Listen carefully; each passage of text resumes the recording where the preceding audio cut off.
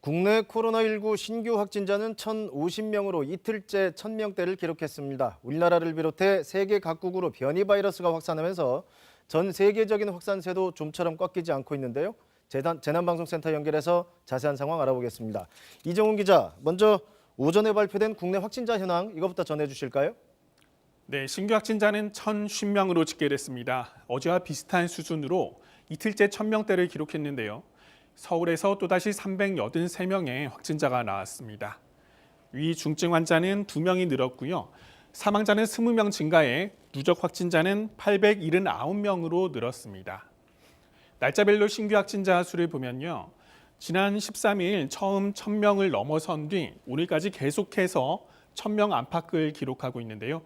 이달 누적 확진자가 25,000명을 넘었습니다. 다양한 집단에서 산발적인 감염이 잇따르면서 확진자가 급증한 건데요.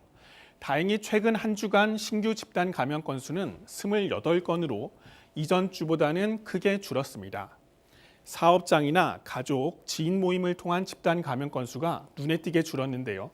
다만 종교시설에서는 여전히 집단 감염이 잇따르고 있어서 더욱 꼼꼼한 방역이 필요해 보입니다. 그런데 지금 이 변이 바이러스가 전 세계적으로 확산을 하고 있고 이 속도가 심상치 않잖아요. 이 상황도 한번 정리해 볼까요? 네, 영국과 남아공발 변이 바이러스가 세계 각국으로 확산하고 있습니다.